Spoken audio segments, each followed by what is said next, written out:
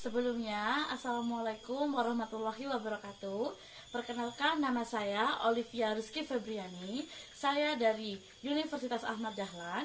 Di sini saya mengikuti lomba yang diadakan oleh Universitas Widya Dharma Klaten dalam rangka memeriahkan Dies Natalis yang diadakan Universitas Widya Dharma Klaten yang ke-52. Pada kesempatan kali ini, saya membuat media pembelajaran yang saya beri nama Buku Sejuta Ilmu. Pada kesempatan kali ini, saya membuat media pembelajaran interaktif dengan menggabungkan 4 mata pelajaran, antara lain pendidikan agama Islam, matematika, PKN, dan IPA.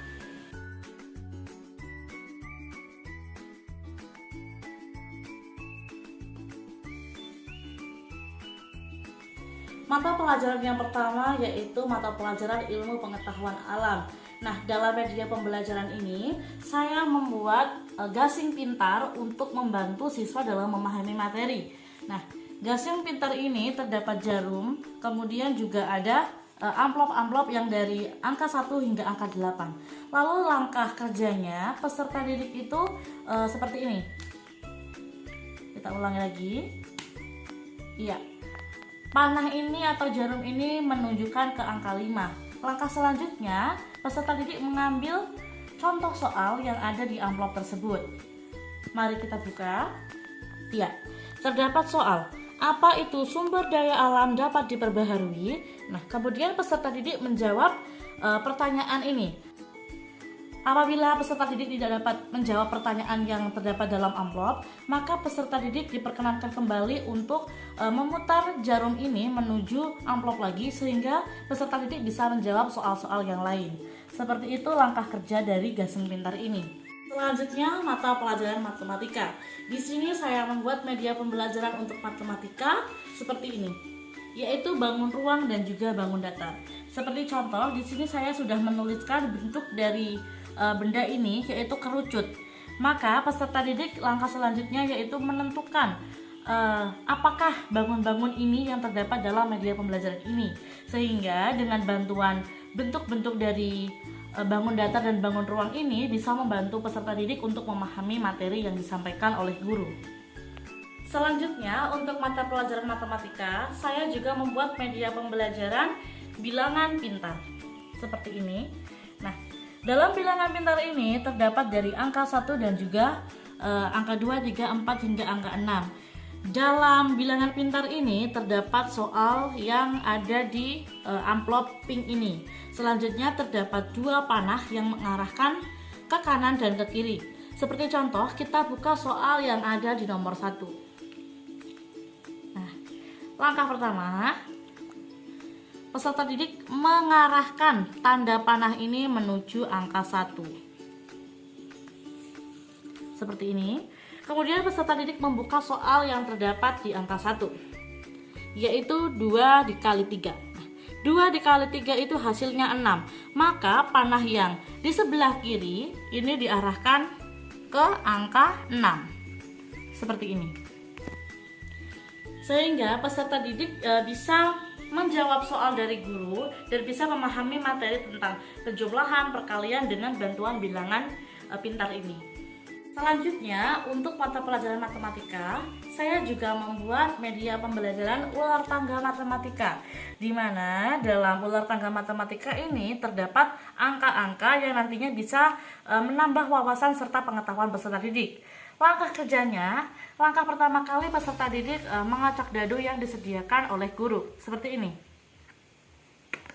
Nah, terdapat angka 2, maka selanjutnya peserta didik mengarahkan menuju angka 2. Nah, karena di sini ada tangga, maka peserta didik naik ke tangga tersebut.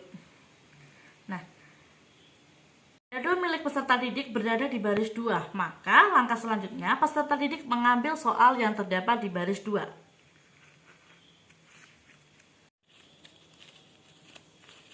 Ya, terdapat soal 8 ditambah 8 dikurangi 3. Nah, apabila peserta didik bisa menjawab pertanyaan ini, maka peserta didik berhenti di tempat ini. Kemudian nanti memainkan dengan dadu kembali. Namun apabila peserta didik tidak dapat menjawab pertanyaan ini lagi, maka peserta didik kembali lagi ke posisi awal. Langkah kerja dari ular tangga matematika yang saya buat ini seperti itu, sehingga dapat memudahkan peserta didik dalam mencerna materi dari guru. Selanjutnya, dalam mata pelajaran PPKN, saya juga membuat alat peraga seperti ini. Di sini saya mengambil materi keragaman Indonesia, di mana dapat dijelaskan bahwa sesama suku, budaya, dan bangsa kita harus saling menghargai dan menghormati, dan juga harus bertoleransi. Dalam keragaman Indonesia ini juga terdapat berbagai macam rumah adat, tarian adat, serta pakaian adat. Kemudian dalam keragaman Indonesia ini juga terdapat amplop ajaib seperti ini. Dalam amplop ajaib ini terdapat 3 kategori. Yang pertama yaitu suku, yang kedua tarian tradisional, dan yang terakhir rumah adat.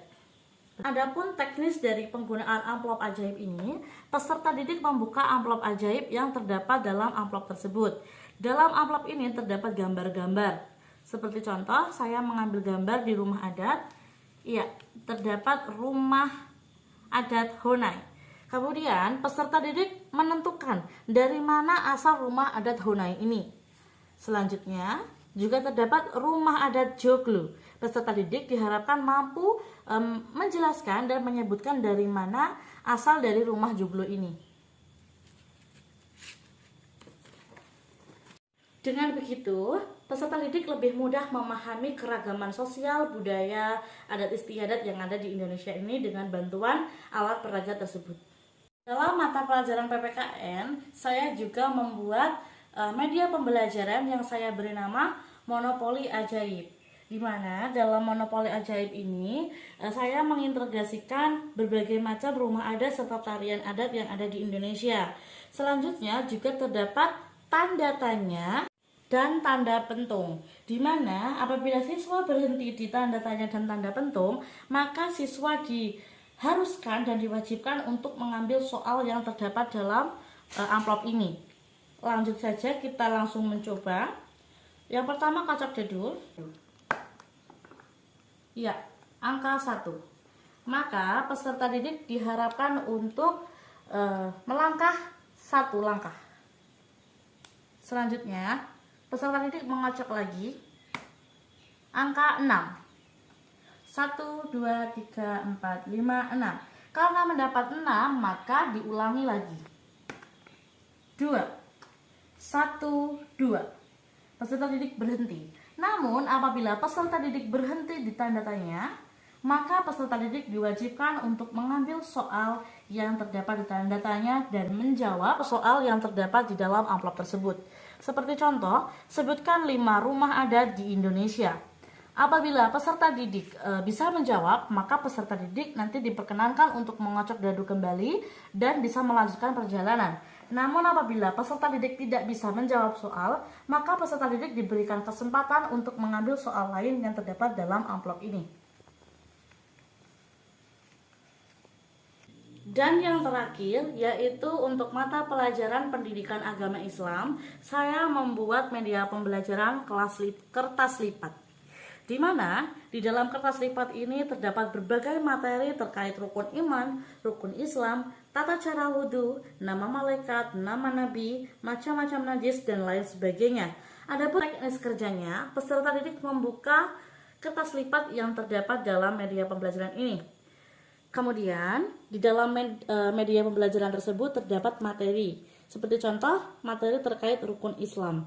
Maka di dalam kertas lipat tersebut sudah dijelaskan mengenai rukun Islam. Sehingga peserta didik lebih mudah memahami materi yang disampaikan oleh guru. Kelebihan dari media pembelajaran interaktif yang saya buat ini, yang pertama, media pembelajaran ini saya buat menjadi dalam satu bentuk, yaitu big book. Namun big book di sini sangat besar sehingga dapat memuat berbagai media pembelajaran. Nah, kelebihannya dalam satu big book ini terdapat dari beberapa media pembelajaran interaktif dan juga berasal dari mata pelajaran dan juga materi yang berbeda-beda. Itu keunggulan yang pertama. Keunggulan kedua yaitu guru bisa menjelaskan materi kepada siswanya dengan menggunakan satu media yang besar yaitu Big Book, namun juga bisa dikaitkan dengan pembelajaran yang lain karena dalam Big Book sendiri seperti yang saya katakan tadi memuat berbagai materi dan juga mata pelajaran. Selain itu, keunggulan yang ketiga, dengan media pembelajaran interaktif yang saya buat ini, insya Allah akan memudahkan siswa dalam memahami materi yang telah dijelaskan oleh guru. Demikian presentasi yang dapat saya sampaikan. Kurang lebihnya mohon maaf. Wabillahi taufiq wal hidayah. Wassalamualaikum warahmatullahi wabarakatuh.